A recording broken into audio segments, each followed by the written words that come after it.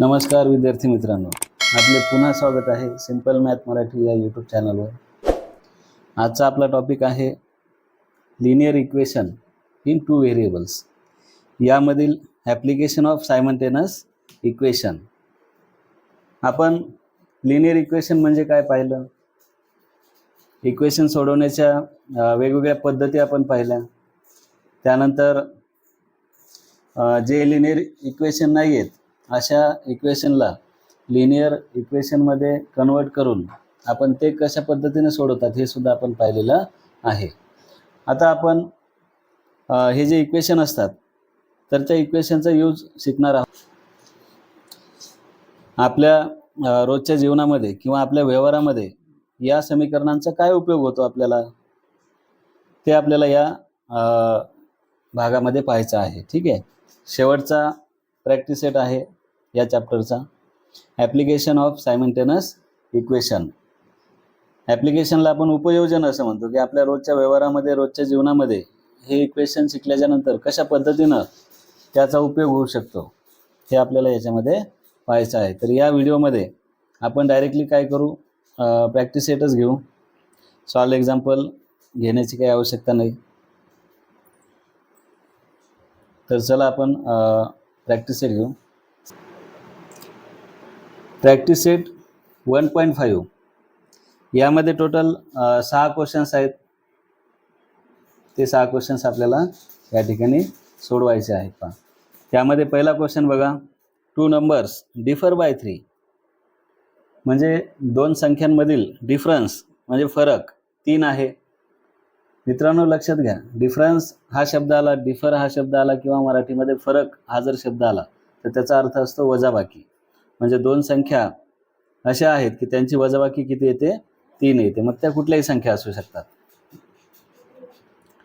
The sum of twice the smaller number and thrice the greater number is 19।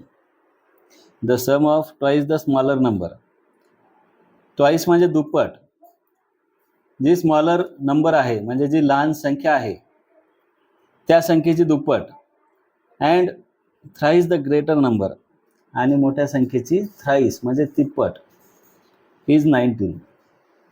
म्हणजे ज्या दोन संख्याची वजाबाकी 3 येणार आहे त्याच दोन संख्यांमध्ये जी मोठी संख्या लहान संख्या आहे त्याची जर आपण दुप्पट केली आणि मोठ्या संख्येची तिप्पट केली तर ती किती येते, 19 येते। फाइंड द नंबर्स, तर त्या संख्या शोधा। या ठिकाणी पाहू शकता मित्रांनो, प्रॅक्टिस सेट 1.5 मधला पहिला क्वेश्चन दिलेला आहे। अगोदर जी समीकरणे आपण सोडवत होतो त्यामध्ये आपल्याला डायरेक्टली काय केलेले असायचे, समीकरणे दिलेली असायची, त्यावरून आपण त्या चलांच्या किमती काढत होतो। परंतु या प्रॅक्टिस सेटमध्ये वर्ड प्रॉब्लेम दिलेले असतात, म्हणजे शाब्दिक उदाहरणे दिलेली असतात। त्या शाब्दिक उदाहरणांमध्ये काही माहिती आपल्याला दिलेली आहे, त्या माहितीवरून अगोदर आपल्याला 2 समीकरणं बनवायची असतात आणि 2 समीकरण बनवल्याच्या नंतर त्या चलाच्या किमती काढाव्या लागतात। ठीक आहे, प्रत्येक क्वेश्चनमध्ये 2 कंडिशन दिलेल्या असतात। आता याच्यामध्ये पण पहिली कंडिशन ही आहे आणि दुसरी कंडिशन ही दिसते तुम्हाला। या 2 कंडिशनमध्ये 2 इक्वेशन आपले तयार होतात। प्रत्येक कंडिशनचं एक इक्वेशन असतं आणि ते इक्वेशन 2 तयार झाल्याच्या नंतर ते आपण कुठल्याही एका पद्धतीद्वारे सोडवू शकतो आणि प्रश्नामध्ये जे काही उत्तर विचारलेले ते आपण काढू शकतो। आता पहिला क्वेश्चन पहा, 2 नंबर्स डिफर बाय 3। 2 अशा संख्या आहेत त्यांच्यामधला जो डिफरन्स आहे, वजाबाकी आहे, तर ती किती आहे, 3 आहे।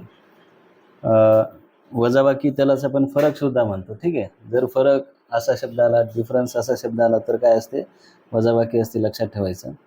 2 संख्यामधील फरक 3 जर असेल तर त्या 2 संख्या आपल्याला निश्चितपणे सांगता येईल की वेगवेगळ्या असतील, सारख्या असणार नाही। ठीक आहे, 2 संख्या जर सारख्या असत्या तर त्यांच्यामधील फरक जो आहे तो 0 आला असता, परंतु या ठिकाणी फरक 3 आहे, त्यामुळे आपण सांगू शकतो की एक संख्या लहान असेल, एक संख्या मोठी असेल। मग आपल्याला त्या 2 संख्या ज्या आहेत तर त्या 2 चलांच्या स्वरूपामध्ये घ्यायच्या आहेत। आता लक्ष द्या, let the greater number be x and the smaller number be y. याचा अर्थ काय की जो ग्रेटर नंबर आहे, मोठी संख्या आहे ती एक्स आहे असं गृहीत धरू आपण, आणि जी लहान संख्या आहे ती वाय आहे असं गृहीत धरू. ठीक आहे.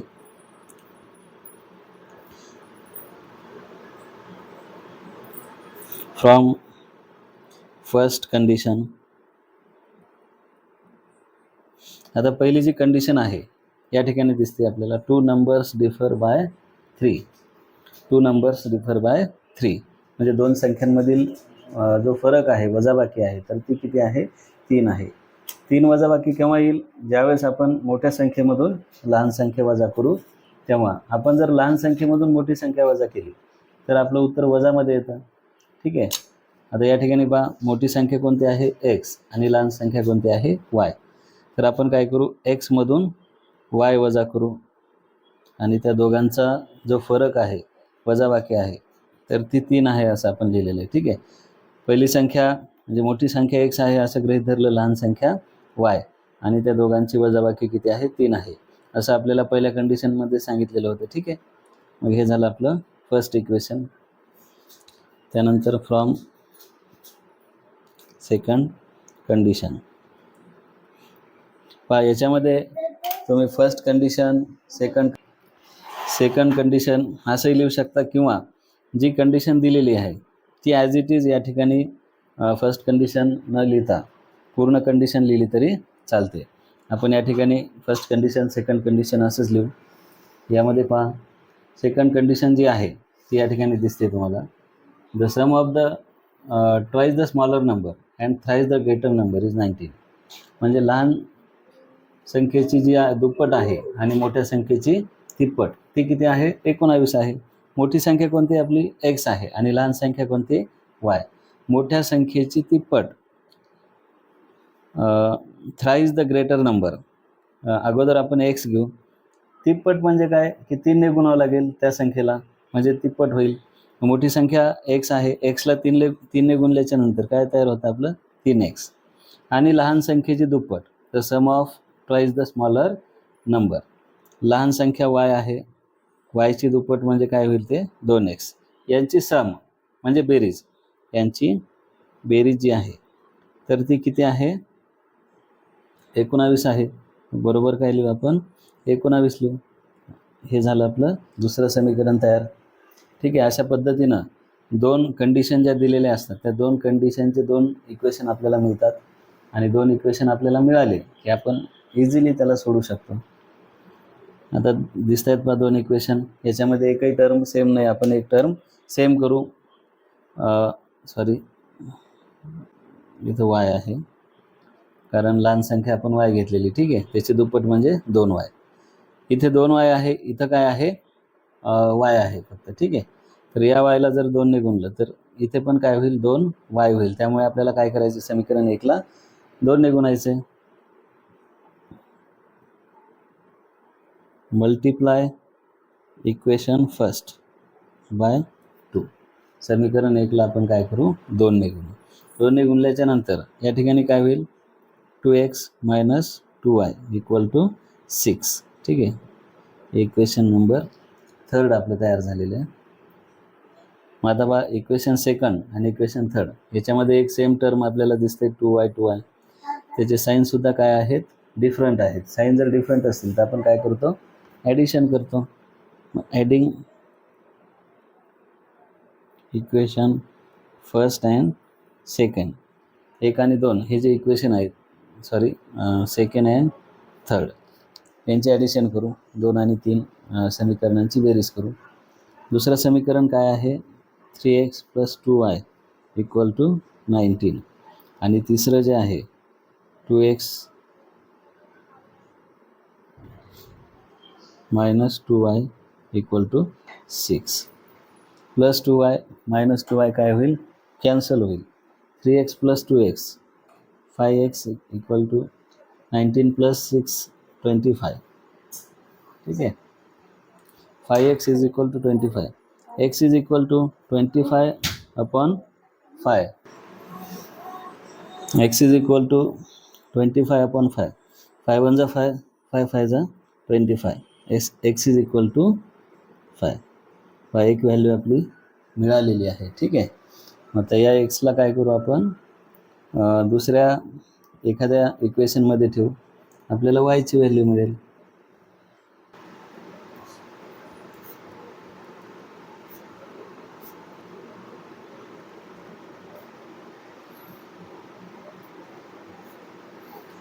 एक्स इज इक्वल टू 5 ही जी व्हॅल्यू आहे त्या व्हॅल्यूला आपण काय करू, इक्वेशन 1 मध्ये ठेवू. ठीक आहे. इक्वेशन 1 काय आहे, x minus y equal to 3. त्यामध्ये एक्स माहिती आहे आपल्याला 5 आहे, मायनस वाय इक्वल टू 3. हे मायनस वाय आपण या बाजूला नेऊ म्हणजे काय होईल, ते प्लस वाय होईल, आणि हे प्लस 3 इकडे आणू काय होईल, ते -3. ठीक आहे. Y is equal to 5 minus 3, so that Y is equal to 5 minus 3 equal to 2. वायची व्हॅल्यू पण आपली 2 आलेली आहे. ठीक आहे.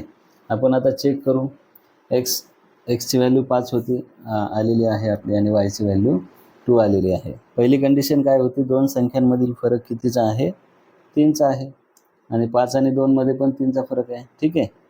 त्यानंतर the sum of thrice the smaller number, लहान संख्येची दुप्पट म्हणजे 2ची दुप्पट किती होते, 4. ठीक आहे. अँड थ्राईज द ग्रेटर नंबर, आणि मोठ्या संख्येची तिप्पट म्हणजे 5ची तिप्पट किती होते, 15. यांची बेरीज 19 आहे असं सांगितलं होतं. 15 आणि 4 किती होतात, 19. म्हणजे आपल्या ज्या किमती आलेल्या आहेत त्या अगदी बरोबर आहेत. यावरून आपण काय करू शकतो, आता याच्यामध्ये सोल्युशन लिहायचं नाही आपल्याला जे विचारलं आहे तेच आपल्याला लिहायचं आहे. फाइंड द नंबर्स असं विचारले. ठीक आहे. मग द स्मॉलर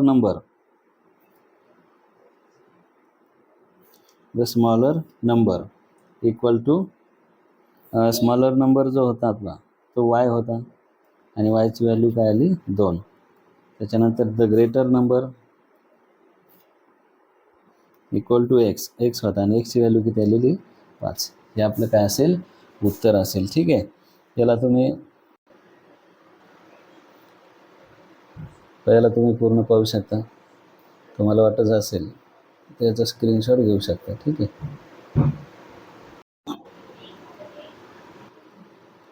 नेक्स्ट क्वेश्चन या ठिकाणी दिसतोय, कंप्लीट द फॉलोइंग. एक ॲक्टिव्हिटी दिलेली आहे, ती कंप्लीट करायची. पहा, यामध्ये आपल्याला सुरुवातीला काय सांगितलेलं आहे, आय एम अ रेक्टँगल. हा जो बॉक्स आहे तो काय म्हणतो, मी काय आहे, रेक्टँगल आहे. त्यानंतर find the values of x and Y. इथे काही किमती दिलेल्या आहेत, यावरून आपल्याला एक्स आणि वाय यांच्या किमती काढायच्या आहेत. Find my perimeter and area, आणि शेवटी या रेक्टँगलचा पेरिमीटर म्हणजे परिमिती, आणि एरिया म्हणजे क्षेत्रफळ काढायचे. ठीक आहे. आता रेक्टँगलमध्ये जर पाहिलं, तुम्हाला माहीत असेल, रेक्टँगल म्हणजे आयत म्हणतो आपण त्याला. आयताच्या ज्या समोरासमोरील बाजू असतात त्या कशा असतात, कॉन्ग्रुएंट असतात किंवा एकरूप असतात. म्हणजे ही जी बाजू आहे, ही जी किंमत दिली ती या बाजूची आहे, आणि ही किंमत या बाजूची आहे. म्हणजे या दोन किमती कशा असतील, इक्वल असतील, सारख्याच असतील. ठीक आहे. आणि ही किंमत या बाजूची आहे, आणि ही किंमत जी आहे ती या बाजूची आहे. म्हणजे ही किंमत आणि ही किंमत पण कशी आहे, सारखी आहे. ठीक आहे. यावरून आपल्याला दोन समीकरण बनवायचे, त्यावरून एक्स आणि वाय काढायचे. आता एक्स आणि वाय काय असेल, एक लांबी असेल आणि एक काय असेल, रुंदी असेल त्या आयताची. ठीक आहे. आणि त्यावरून आपल्याला पेरिमीटर आणि एरिया काढायचा आहे. ठीक आहे. मग आपण उत्तर लिहायला चालू करू.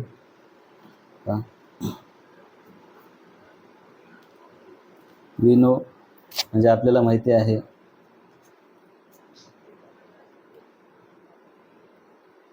opposite sides of rectangle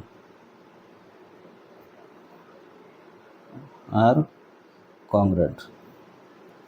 Opposite sides of rectangle are congruent. रेक्टँगलच्या ज्या अपोजिट साईड असतात त्या कशा असतात, कॉन्ग्रुएंट असतात.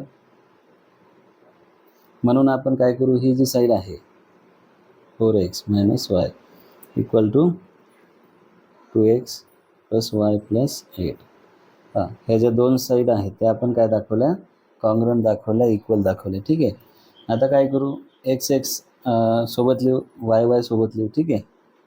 4x, हे 2x ला इकडे आणू, 4x कडे, 2x इकडे आल्यानंतर -2x होईल. ठीक आहे. हे काय आहे मायनस वाय, प्लस वायला इकडे आणून परत काय होईल मायनस वाय इक्वल टू या बाजूला काय शिल्लक राहतं आहे 8 शिल्लक राहते. ठीक आहे. 4x मायनस 2x यांची वजाबाकी काय होईल 2x minus y minus 2y equal to 8. हे समीकरण आपलं तयार झालेलं आहे. यामध्ये समीकरणाच्या तिन्ही पण पदांना आता 2ने या ठिकाणी भाग जातो म्हणून तो भाग आपण देऊन घेऊ. याला जर 2ने भागलं तर x शिल्लक राहील, इथे जर 2ने भागलं तर y, आणि या 8ला जर 2ने भागलं काय शिल्लक राहील 4 शिल्लक राहील. हे आपलं काय पहिलं समीकरण. आणि आपण काय केलेलं आहे डिवाइड बाय 2. ठीक आहे, 2ने भागलेले आहे. त्यानंतर अजून 2 अपोजिट साईड आपल्याला दिसतात त्यामध्ये काही 2y आणि x प्लस 4, तर त्यासुद्धा लिहून घेऊ आपण.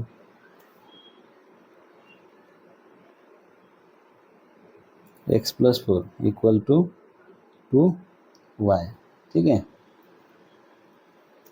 यामध्ये पहा x या साईडला ठेवू, प्लस 2y इकडे आल्यानंतर काय होईल ते minus 2y equal two plus 4 इकडे गेल्यानंतर minus 4.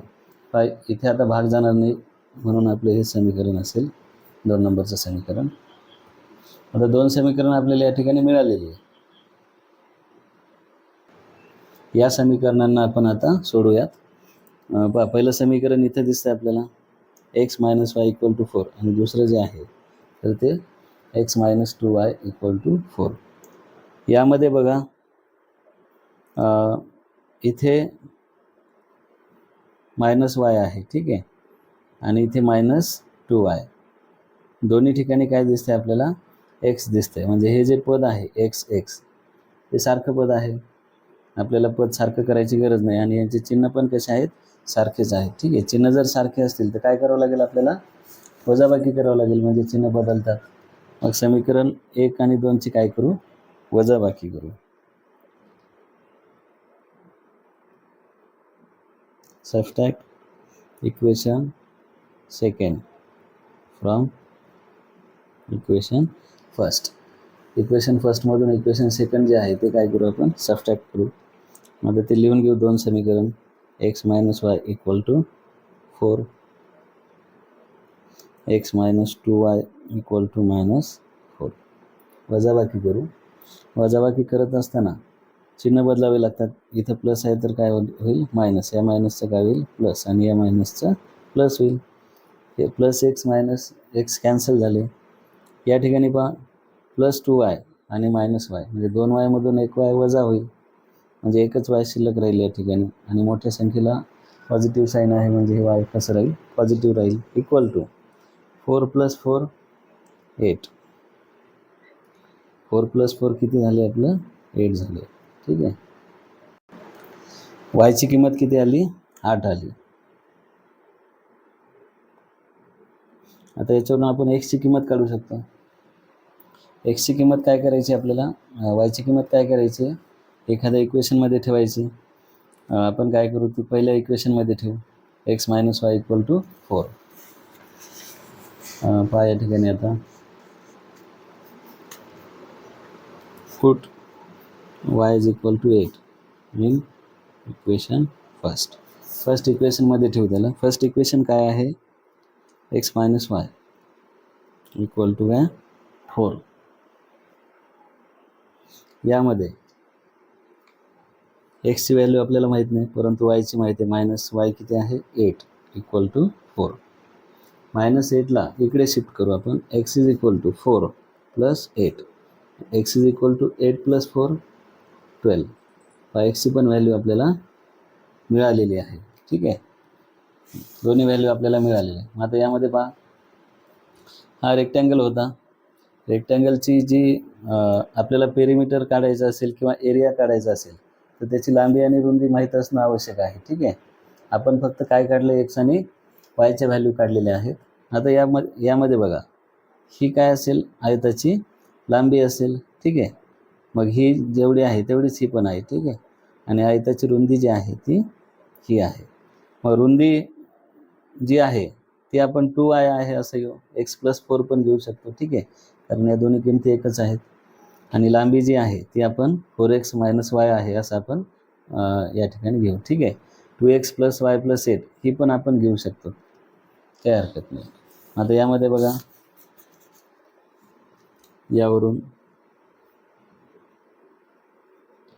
Length of रेक्टँगलची G length आहे 4x - y आपल्याला त्या डायग्राममध्ये दिलेली होती, ठीक आहे. त्यामध्ये 4 × x माहिती आहे आपल्याला 12, आणि त्यातून y मायनस करायचं, y किती आहे 8. 12 × 4 48 -8 = 40. 48मधून 8 वजा झाल्याच्या नंतर किती 40 राहतात, म्हणजे जी लांबी आहे, लेंथ आहे, ती किती आहे 40, ठीक आहे. त्यानंतर जी ब्रीथ आहे, आयताची रुंदी, या ठिकाणी पहा, आयताची रुंदी एकतर ही घेऊ शकतो किंवा ही घेऊ शकतो, कुठली आपण घेऊ शकतो. आपण काय करू, 2y घेऊ.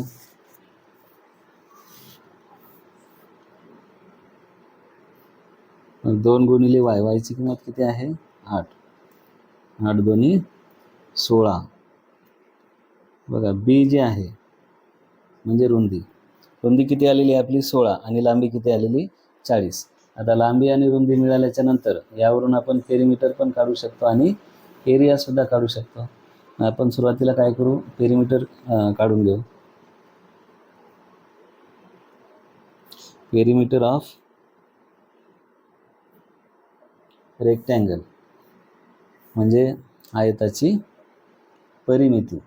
आयताची परिमिती जी असते त्याचा एक फॉर्म्युला आहे 2 (L + b), 2 कंसात लांबी अधिक रुंदी, 2 कंसात, आता लांबी किती आहे L किती आहे 40 आणि रुंदी जी आहे ती किती आपली 16, ठीक आहे. मग 2 कंसात 40 अधिक 16 56, ठीक आहे. 56 × 2 किती होते 112, किंवा या पद्धतीने बघू, बेसके 12ला 2चा हातचाला 11, बेपंचे नाही हातचाला 1, बेपंचे 10, 10 आणि 1 किती 11, ठीक आहे. म्हणजे 56 × 2 किती उत्तर आले 112. आणि या ठिकाणी आपल्याला युनिट जे आहे मीटर, सेंटीमीटर असं कुठलंही दिलेलं नाही. ज्यावेळेस युनिट दिलेलं नसतं त्यावेळेस या ठिकाणी फक्त काय लिहायचं आपल्याला, युनिट असं नाव लिहायचं, ठीक आहे, एकक असं नाव लिहायचं. म्हणजे पेरिमीटर जो आहे तो 112 एकक आलेला आहे आपला. आणि आता आपण एरिया काढू. एरिया ऑफ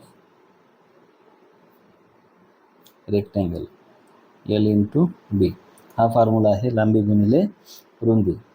L किती आहे, L आहे 40 आणि b आहे 16, ठीक आहे. 16 चौक 64 आणि 1 शून्याबद्दल 1 शून्य, ठीक आहे. आणि एरिया जो आहे तो नेहमी स्क्वेअरमध्ये असतो, त्यामुळे या ठिकाणी आपल्याला स्क्वेअर युनिट असं लिहावं लागेल, ठीक आहे. समजा हे किमती मीटरमध्ये असतात तर स्क्वेअर मीटर लिहिलं असतं आपण, किमती सेंटीमीटरमध्ये असतात तर आपण काय लिहिलं असतं स्क्वेअर सेंटीमीटर. परंतु युनिट आपल्याला दिलेलंच नाही कुठलंच, त्यामुळे याला आपण काय लिहू शकतो स्क्वेअर युनिट, ठीक आहे. चौरस एकक असं मराठीमध्ये याला लिहू शकता, ठीक आहे. पण अशा पद्धतीनं आपण त्याची लेंथ काढलेली, ब्रेथ काढलेली, पेरिमीटर काढलेलं आहे आणि एरियासुद्धा काढलेला आहे. पहा या ठिकाणी तुम्ही पाहू शकता अशा पद्धतीनं आपण ते सोडवलेलं आहे. तुम्हाला पाहिजे असेल तर तुम्ही स्क्रीनशॉट काढून घेऊ शकता. आपल्याला तिसरा क्वेश्चन दिसतोय बा, the sum of father's age and twice the age of his son is 70. The sum of father's age and twice the age of his son, म्हणजे वडिलांचं वय आणि त्यांच्या मुलाच्या वयाची दुप्पट, मुलाचं जे वय आहे त्याची दुप्पट आणि वडिलांचं वय यांची जी बेरीज आहे तर ती किती आहे 70 आहे. म्हणजे वडिलांचं जे काही वय असेल ते वय आणि मुलाचं जे वय असेल त्याची दुप्पट जर केली आणि त्यांची बेरीज केली तर ती किती येते 70 येते. If we double the age of the father जर आपण वडिलांचं वय दुप्पट केलं and add it to the age of his son, आणि ते जे वय आहे ते त्यांच्या मुलाच्या वयामध्ये आपण मिळवलं,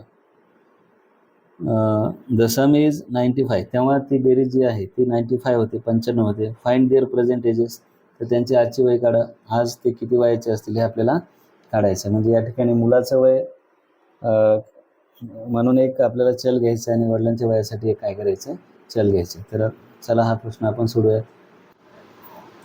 प्रॅक्टिस सेट 1.5 तिसरा क्वेश्चन. यामध्ये बघा, परत एकदा क्वेश्चन रीड करू आपण. The sum of father's age and twice the age of his son is 70. म्हणजे वडिलांचं वय आणि त्या वडिलांच्या वयामध्ये त्यांच्या मुलाच्या वयाची दुप्पट जर मिळवली तर त्यांची बेरीज किती येते, 70. If we double the age of father and add it to the age of his son the sum is 95. जर आपण वडिलांचं वय आता दुप्पट केलं आणि त्या वयामध्ये जर मुलाचं वय मिळवलं तर आता त्यांची बेरीज किती येते, 95 येते. तो फाइंड देअर प्रेझेंट एजेस, तर आपल्याला काय करायचं, त्यांचे प्रेझेंट एजेस काढायचे, सध्याची वय काढायची. ठीक आहे. आता यासाठी काय करावं लागेल, आपल्याला वडिलांच्या वयासाठी एक चल घ्यावं लागेल आणि मुलाच्या वयासाठी एक चल घ्यावं लागेल. ठीक आहे. तर याचं उत्तर पहा, या पद्धतीने लिहिता येतं आपल्याला. Let the age of father's be x years and the age of his son be y years.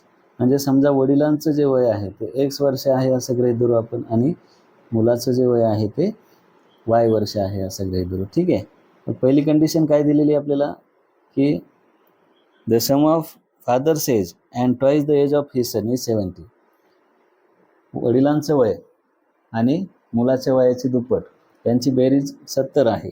आता या ठिकाणी पहा, वडिलांचं वय जे आहे ते किती आहे, एक्स, आणि त्या मुलाच्या वयाची दुप्पट, मुलाचं वय वाय वर्ष आहे, त्याची दुप्पट म्हणजे किती, 2y. यांची जर बेरीज केली तर ती किती येते, 70 येते. हे काय आहे, आपलं पहिलं इक्वेशन आहे. दुसरी कंडिशन पाहू, from second condition. Second condition आपण या ठिकाणी पाहू शकतो. बघा, if we double the age of the father, आपण जर वडिलांचं वय डबल केलं, वडिलांचं वय एक्स आहे, डबल केल्यानंतर ते 2x होईल, and added to the age of his son, आणि त्याच्यामध्ये त्यांच्या मुलाच्या वयाचं वय जर मिळवलं, मुलाचं वय किती आहे, वाय वर्ष आहे, तर बेरीज किती येते, 95 येते. ठीक आहे. मग आपण त्या पद्धतीने इक्वेशन तयार करू. बघा, वडिलांचं वय आपण जर डबल केलं, वडिलांचं वय एक्स आहे, डबल केलं म्हणजे काय, 2x होईल, आणि त्यामध्ये मुलाचं वय मिळवलं म्हणजे फक्त वाय मिळवलं, तर आता बेरीज किती येते, 95 येते. म्हणजे हे काय आहे, आपलं इक्वेशन नंबर सेकंड. आता फर्स्ट आणि सेकंडमध्ये पहा, इथं 2y आहे, इथे काय आहे, y आहे. मग या ठिकाणी x दिसते, या ठिकाणी 2x दिसते. आपण कुठलंही पद सेम करू शकतो. या दोन्हीपैकी आपण काय करू, एक्सचं जे टर्म आहे ते सेम करू. म्हणजे इक्वेशन 1 जे आहे त्याला कितीने गुणावं लागेल, आपल्याला 2ने गुणावं लागेल. म्हणजे इथे 2x आहे, इथे सुद्धा काय होईल, 2x होईल. ते लिहून घेऊ आपण. Multiply equation first by 2. ठीक आहे. या इक्वेशन फर्स्टला 2ने मल्टिप्लाय करू. एक्सला जर 2ने मल्टिप्लाय केलं तर काय होईल, ते 2x प्लस, याला जर 2ने मल्टिप्लाय केलं तर 4y होईल, आणि 70ला जर 2ने गुणलं तर 140 होईल. हे आपलं काय आहे, तिसरं इक्वेशन. आता 2 आणि 3 नंबरचं इक्वेशन पहा. एक पद सारखं दिसते आपल्याला, त्याची चिन्ह पण कशी आहेत, सारखी आहेत. म्हणजे आपल्याला काय करायचं आहे, वजाबाकी करायची. या तिसऱ्या समीकरणामधून दुसरं समीकरण आपण वजा करू. Subtract equation second from equation third. ठीक आहे. समीकरण 3 मधून समीकरण 2 वजा करू. मग समीकरण 3 अगोदर लिहून घेऊ, त्यानंतर आपण समीकरण 2 लिहू. ठीक आहे. यांची आता वजाबाकी करू. वजाबाकी करत असताना साईन बदलतील, प्लस असेल तर मायनस होईल, मायनस असेल तर प्लस होईल. ठीक आहे. 2x मायनस 2x कॅन्सल झालं. 4y मधून 1y मायनस झाले, किती y उरले, 3y. 140 मधून 95 मायनस झाले, तर 45 शिल्लक राहतात ना. 140 मधून जर 95 वजा केले तर किती शिल्लक राहतील आपले? 45. ठीक आहे. आता या ठिकाणी पहा y इज इक्वल टू, या 3ला इकडे शिफ्ट करू आपण, 45/3. 3 1 जा 3, 3 1 जा 3, एक कॅरी आला आपला 15 झाले या ठिकाणी. 3 5 जा 15. ठीक आहे, 15. म्हणजे या ठिकाणी y बरोबर किती आलेलं आहे? 15 आलेलं आहे. y म्हणजे काय आहे? मुलाचं वय आहे. ठीक आहे, मुलाचं वय निघालेलं आहे किती येते? 15 वर्ष. आता यावरून आपण वडिलांचं वय काढू शकतो. Put y is equal to 15 in equation. कुठल्या इक्वेशनमध्ये याला ठेवायचं? याला आपण काय करू? इक्वेशन हे जे फर्स्ट दिसतं आहे त्यामध्ये ठेवू आपण. इक्वेशन फर्स्ट काय? x + 2y = 70. यामध्ये x + 2 × y, y माहिती आहे आपल्याला 15 आहे, बरोबर काय? 70. x + 15 × 2 = 30, बरोबर काय? 70. x बरोबर 70 अधिक 30 इकडे गेल्याच्या नंतर वजा 30, आणि x बरोबर 70 मधून 30 वजा झाले किती राहतात? 40 राहतात. ठीक आहे, म्हणजे वडिलांचं वय पण आलेलं आहे. x म्हणजे ते किती आहे? 40 आहे. ठीक आहे, आन्सर लिहायचं आपल्याला या ठिकाणी. आता